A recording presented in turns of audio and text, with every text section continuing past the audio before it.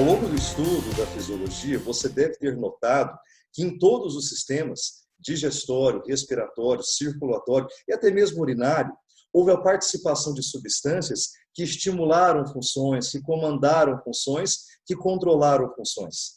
Essas substâncias são chamadas de hormônios. Hormônios são substâncias químicas que são jogadas na corrente sanguínea, estimulando funções, comandando funções, controlando funções. Se nós somos como somos, comandados, controlados, coordenados, se tudo acontece dentro de nós em sincronia, em harmonia, é porque existe alguém comandando alguém. Olha a ideia, sistema comandando o sistema. Nós temos dois sistemas que realizam esse comando, esse controle, essa sincronia. Eu vou chamar de integração. São sistemas integradores, que integram o nosso organismo como um todo. Primeiro, o sistema endócrino, que iniciaremos o estudo hoje, a partir de agora. O sistema endócrino lida com os hormônios. E existe o sistema nervoso, que a partir de impulsos nervosos também estimula funções, comanda funções e controla funções. Então existe sistema comandando o sistema controlando o sistema. Dois sistemas realizam a integração do nosso organismo como um todo. O sistema endócrino, a partir da ação dos hormônios, e o sistema nervoso, com a formação de impulsos nervosos. Então, a partir de hoje, iniciaremos o estudo desse sistema tão importante que é o sistema endócrino que lida com hormônios. E a palavra é integração, ok? Antes que eu comece a falar passo a passo para você o que é integração, mas Dalton, você acabou de falar para mim que dois sistemas integram o nosso organismo como um todo. Para que dois sistemas? São integrações diferentes, um complementa o outro. O sistema endócrino, que iniciamos agora o estudo, lida com a ação de hormônios. Hormônios são substâncias químicas. Ela deve ser produzida, jogada na corrente sanguínea e circular por todo o nosso organismo. Até que isso aconteça, demanda um certo tempo. Então, o efeito dos hormônios é um efeito comparado com o nervoso, um efeito lento. Porém, o hormônio, quando cai na corrente sanguínea, dura dias, semanas e até mesmo meses. O efeito é duradouro. É uma integração lenta, porém duradoura. É o inverso de um sistema nervoso. O sistema nervoso gera impulsos nervosos numa média de 1 milésimo de segundo. Porém, os impulsos duram também uma média de 1 milésimo de segundo. Então, a integração do nervoso é rápida, porém passageira. Então, quando você compara os dois sistemas, o sistema endócrino tem um efeito lento, porém duradouro, já que os hormônios demoram a fazer efeito, mas, porém, quando fazem efeito, duram um certo tempo, um bom tempo.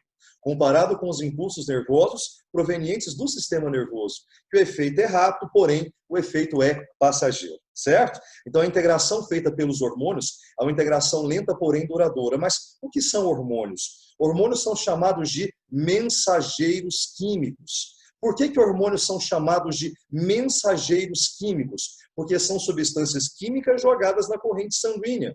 Nós temos então também mensageiros elétricos, que são os impulsos nervosos. O nosso corpo é comandado, controlado, coordenado e sincronizado. Tudo acontece em harmonia porque nós temos dois tipos de mensageiros que circulam dentro de nós. Mensageiros químicos e mensageiros elétricos. Os mensageiros químicos são os hormônios, substâncias sempre jogadas na corrente sanguínea. E mensageiros elétricos, impulsos nervosos provenientes do sistema nervoso. E estas substâncias químicas, os hormônios, têm duas naturezas principais bioquímicas. Os hormônios são lipídicos, e quando são lipídicos, são chamados esteroides. Não confunda esteroide com anabolizante. O anabolizante, o esteroide, nem sempre é assim. Quando eu falo que um hormônio é um esteroide, é um hormônio com natureza lipídica. Se o hormônio tem natureza lipídica, ele é por nós chamado esteroide. E a maioria dos hormônios são proteicos, são resultantes da união de aminoácidos. Então, hormônios são chamados mensageiros químicos, são substâncias químicas jogadas na corrente sanguínea que têm duas naturezas bioquímicas. Ele pode ser lipídico, e quando é lipídico é chamado esteroide, ou pode ser proteico, ele é resultante da união de aminoácidos. A maioria dos hormônios são proteicos, beleza? Então, hormônios são mensageiros químicos. E a pergunta, local de ação, onde o hormônio atua? Olha, independente do local onde o hormônio vai atuar, esse local é sempre chamado de alvo. É o órgão-alvo, é o tecido-alvo. A pergunta, qual que é o alvo do hormônio? Qual é o alvo? Qual que é o órgão-alvo? Qual que é o tecido-alvo? Ou seja, qual o local que esse hormônio está atuando? E pode ser vários locais, ok? Um hormônio pode ter vários papéis diferentes. E local de produção? Adalto, quem produz hormônios são glândulas, nem sempre. Coração produz hormônio, estômago produz hormônio, vista em sistema digestório. O intestino delgado produz hormônio. Então, vários órgãos também produzem hormônios. São órgãos com função glandular, mas são órgãos. Então, nem sempre hormônios são provenientes de glândulas. Podem ser produzidos por órgãos também. Então, local de produção de um hormônio, eles podem ser produzidos ou por órgãos ou por glândulas. O objetivo dessa aula é estudar com você as principais glândulas produtoras de hormônios. Vamos a elas. As glândulas principais que nós analisaremos a partir de agora. A primeira glândula é chamada de hipófise, a principal glândula do corpo humano em nosso estudo. Essa glândula bem pequenininha, ela tem o tamanho de um grão de ervilha, fica no meio da cabeça, no centro do crânio, no centro geométrico do crânio. Ela é bem pequenininha e divide-se em duas regiões. Veremos passo a passo, tá? Após a hipófise, o estudo da hipófise, juntamente com ela veremos a tireoide, uma glândula única localizada no meio do nosso pescoço. É uma glândula simétrica que divide-se em duas partes, porém é uma glândula única em nosso organismo, tá?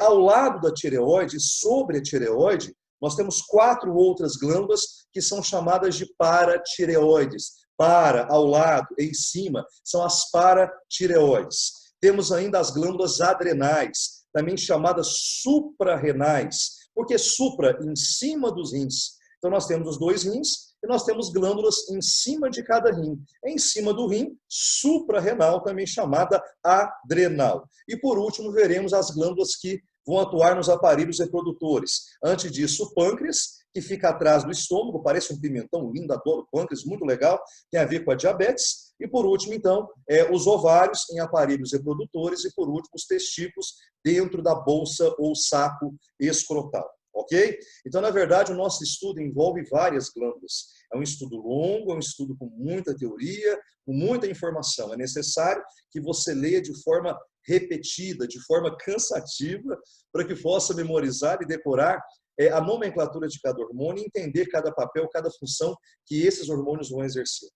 Nós focaremos quase sempre na principal função do hormônio, mas alguns hormônios têm vários papéis. De acordo com a nossa necessidade, eu focarei com você alguns papéis principais desses hormônios, tá? Começaremos então a partir de agora pela primeira glândula, a mais importante glândula do corpo humano, que é a glândula hipófise.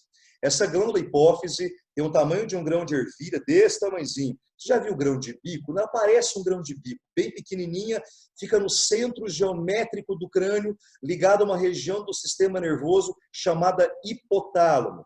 E perceba que essa glândula bem pequenininha, chamada hipófise, por alguns pituitária, para nós vai ser a mesma coisa, glândula hipófise ou pituitária, perceba que ela se divide em 2 regiões. Cada região dessa que forma a hipófise é um lobo, também chamado lobo. Dá a impressão no desenho que é um do lado do outro, esquerdo e direito, e não é. É um lobo na frente do outro, anterior e posterior. Então, são lobos anteriores e anterior e posterior. Não é esquerda e direita, é um lobo anterior e o lobo posterior. E esses lobos, claro, têm nome. Biologia tudo tem nome, né? Então, analisando esses lobos, eu tenho, então, 2 lobos formando a hipófise, um lobo anterior e um lobo posterior. Perceba que essa glândula está ligada ao hipotálamo, a região do sistema nervoso, tá? Esses lobos anterior e posterior, obviamente, recebem uma nomenclatura. O lobo anterior, que é o cachinho para frente, é chamado de adenohipófise e o lobo posterior é chamado de neurohipófise. A que se deve esses nomes? Entenda. O lobo anterior, adenihipófise, ele produz hormônios, armazena e joga na corrente sanguínea. O lobo posterior, que é a neurohipófise, não produz hormônios, apenas armazena e joga na corrente sanguínea. Então, entenda, a glândula hipófise no meio da cabeça, na base do crânio, tamanho de um grão de ervilha, parece um grão de bico, no centro geométrico do crânio, fica alojada dentro de um osso no meio da cabeça. Para que isso tudo? Proteção. ela é muito importante, separada, isolada, protegida, né? E cada lobo, adenipófise e neurohipófise, exerce papéis diferentes. A adenipófise, que é o lobo anterior, produz hormônios, armazena e secreta, joga na corrente sanguínea. O hormônio é secretado, é jogado na corrente sanguínea. A parte posterior, que é a neurohipófise, não produz hormônios. Cuidado, tá? Apenas armazena e secreta, joga na corrente sanguínea. Mas apenas armazena, alguém produziu e guardou na neurohipófise. Quem produziu? Acabei de mostrar para você que a hipófise está ligada numa região do sistema nervoso chamada de hipotálamo. Essa estrutura nervosa produz hormônios. Uma estrutura, olha a integração que existe dos hormônios com o nervoso. O hipotálamo é uma estrutura nervosa que produz hormônios, que são armazenados por isso a palavra, neurohipófise. Neuro. Os hormônios vieram do sistema nervoso. Quer dizer que a adenipófise, ela produz hormônios, armazena e joga na corrente sanguínea. A neuro não produz. Os hormônios vieram do hipotálamo e foram armazenados na neuro. E a neuro, de acordo com a nossa necessidade, secreta e joga na corrente sanguínea. Por esse motivo, os hormônios da adeno são chamados de hipofisários, porque foram produzidos pela própria hipófise.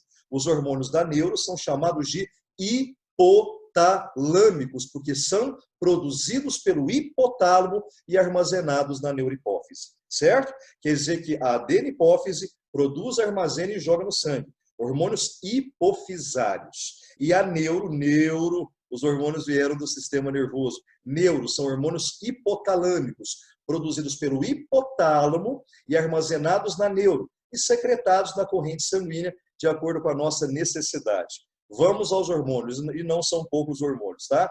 Hormônios da adeno, produzidos por ela, armazenados por ela e secretados por ela.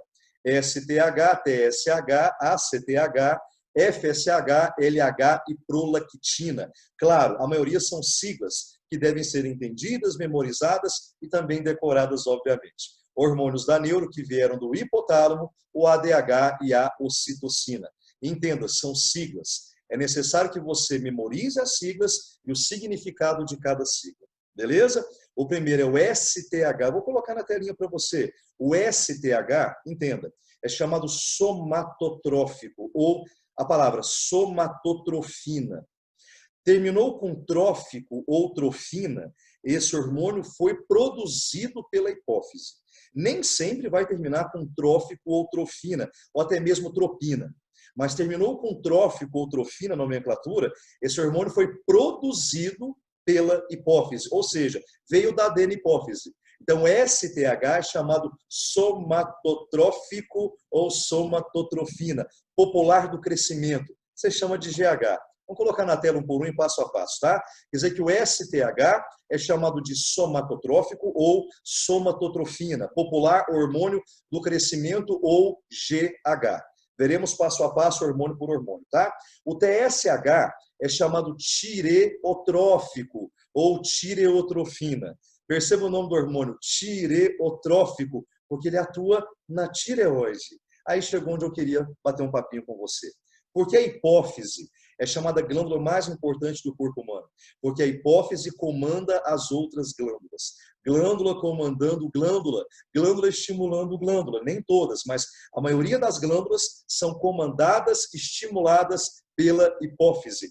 Glândula que depende de outra glândula. Por esse motivo, a hipófise é chamada glândula mestra ou glândula-chave, pelo fato de estimular, de comandar as outras glândulas. Exemplo, a hipófise produz o TSH tireotrófico, que estimula a tireoide, ou tireotrofina.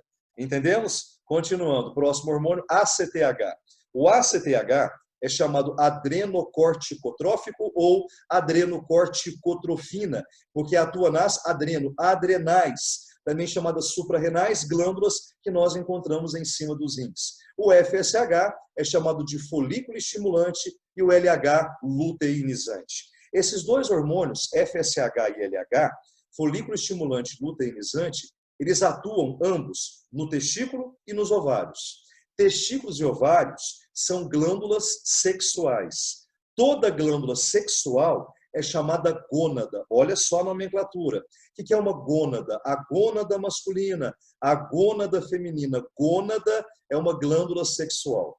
Quando uma glândula é sexual, ela é chamada de gônada. O FSH, juntamente com o LH, atua nas gônadas. Por esse motivo, os dois são gonadotróficos ou gonadotrofinas, porque atuam nas gônadas, tá? Tanto o FSH, folículo estimulante, quanto o LH, que é o luteinizante. Então, os dois são gonadotróficos ou gonadotrofinas. E o último hormônio não é sigla, prolactina.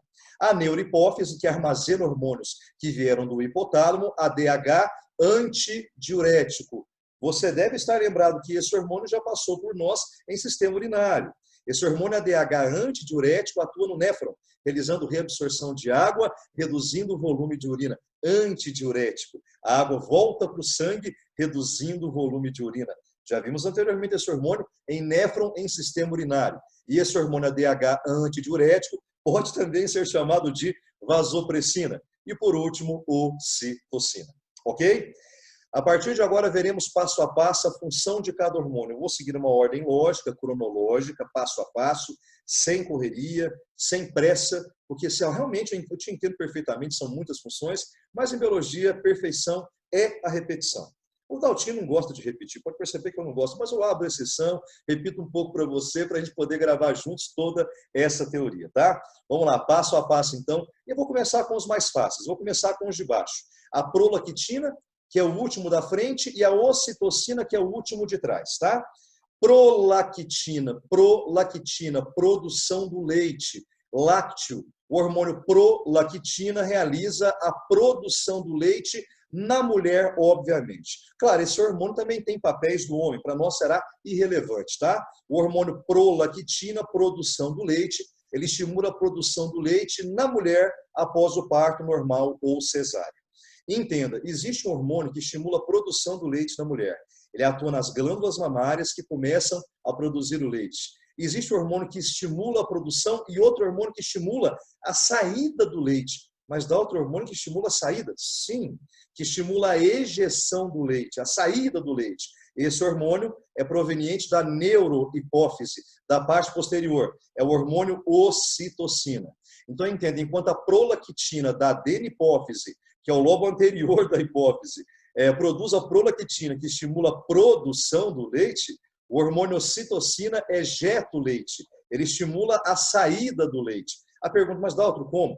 Esse hormônio ocitocina, ele atua nas mamas, na musculatura lisa das mamas. Essa musculatura contrai, comprime as glândulas mamárias que ejetam o leite. Então, na verdade, esse hormônio ocitocina, ou oxitocina com X, em algumas provas, ele estimula a contração da musculatura lisa da mama. E ao contrair a musculatura, as glândulas são comprimidas e o leite é ejetado. Você já deve ter ouvido falar a seguinte ideia. Essa mulher tem tanto leite que está derramando leite, ela molha a roupa dela. Ou essa mulher, não estimula, o leite não é ejetado, o leite está pedrado no peito. É a ocitocina. Algumas mulheres que basicamente não produzem muito ocitocina ou não produzem até certo momento, o leite não é ejetado, ele coalha no peito. É chamado leite pedrado. Em alguns casos, esse hormônio em quantidade exorbitante, acima do normal, ou bem equilibrado, estimula tanto a ejeção que o contato da roupa com o bico do seio estimula a saída do leite. Existe hoje absorvente para seio, né? Para colocar no bojo, adoro essa palavra bojo, para colocar no bojo do sutiã e não derramar o leite na roupa, não molhando a roupa. Então, esse hormônio ocitocina ele pode se encontrar em pequena quantidade, em grande quantidade, claro, é variável. Em biologia, ninguém é igual a ninguém. Ninguém é igual a ninguém. Ah, porque em mim, ninguém é igual a ninguém. Os hormônios são variáveis, exercem papéis distintos, papéis, inclusive, diferentes de acordo com a pessoa que você analisa. Ok? Então, o hormônio ocitocina, ele atua ejetando o leite. Porém, além de atuar na musculatura lisa da mama, ele atua também na musculatura lisa do útero. Ele contrai o útero, auxiliando no trabalho do parto. As contrações uterinas estão ligadas diretamente a esse hormônio chamado ocitocina. Então, além de atuar contraindo a musculatura lisa da mama, realizando a ejeção do leite, ele atua também na musculatura lisa do útero, contraindo o útero, auxiliando no trabalho de parto. Quer dizer que a hormônio ocitocina também atua nas contrações uterinas, auxiliando no trabalho de parto. Ok? Para a gente fechar os principais que nós já vimos, ADH, antidiurético ou vasopressina. Esse hormônio visto anteriormente, ele atua no néfron, que vimos passo a passo. O hormônio ADH atua principalmente numa região do néfron chamada túbulo contorcido distal. Esse hormônio realiza a reabsorção de água de volta para a corrente sanguínea. Se a água volta para o sangue, você reduz o volume de urina formado dentro do néfron.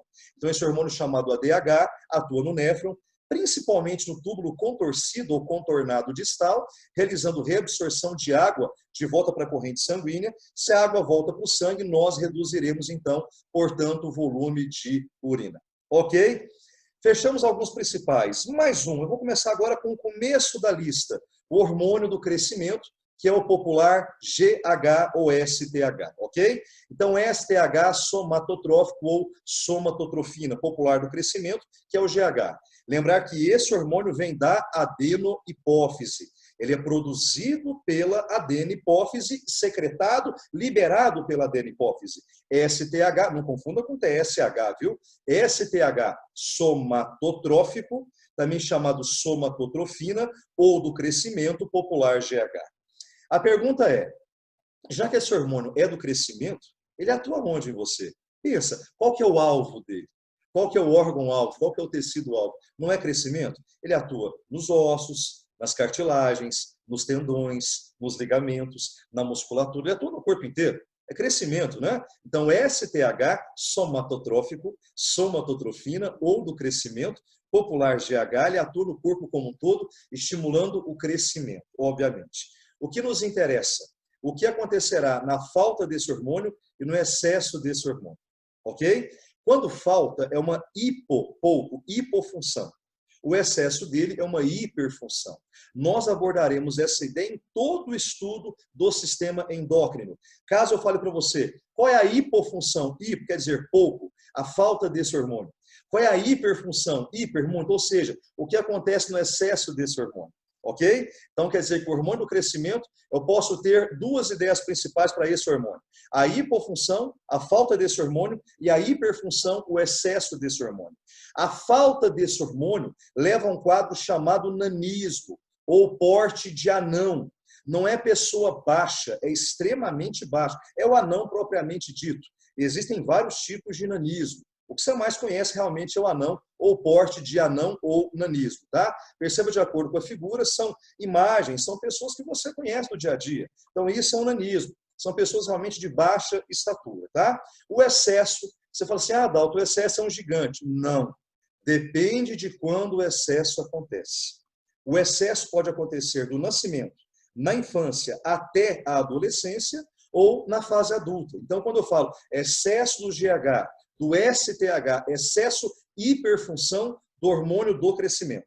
Esse excesso tem dois momentos. Desde quando o indivíduo nasce até a chegada da adolescência, ou o excesso permanece na fase adulta. Cuidado com essa diferença, tá? Quando o excesso acontece na infância até a adolescência, aí realmente você fala gigantismo. Não é pessoa alta, é extremamente alta, é muito grande. Olha o tamanho desse cara, é muito grande. Olha, perceba que o indivíduo, a face dele é maior, ele é queixudo, mãozudo. O indivíduo apresenta extremidades aumentadas em alguns casos. Queixo, mãos, pés, o joelho e as órbitas oculares. Esse quadro é o excesso na fase adulta. Então, o gigantismo, a pessoa extremamente alta, é o excesso da infância até a adolescência.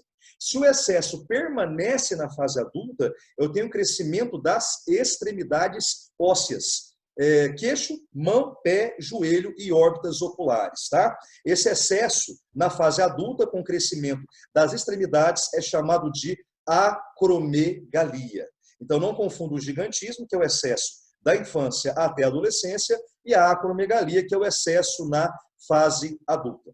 Perfeito? O assunto é muito legal, é bonito de estudar, porém, é um assunto extenso, com muita teoria, com muitas ideias. Paramos por aqui, próxima aula, continuaremos com o próximo hormônio da nossa lista, que é o TSH, tireotrófico, que atua na tireoide. Um abraço para você, aproveite sua vida, aproveite seu estudo, aproveite muito, curta muito, um abraço para você. Beijo, Daltinho, como sempre. Adoro vocês. Tchau, tudo de bom.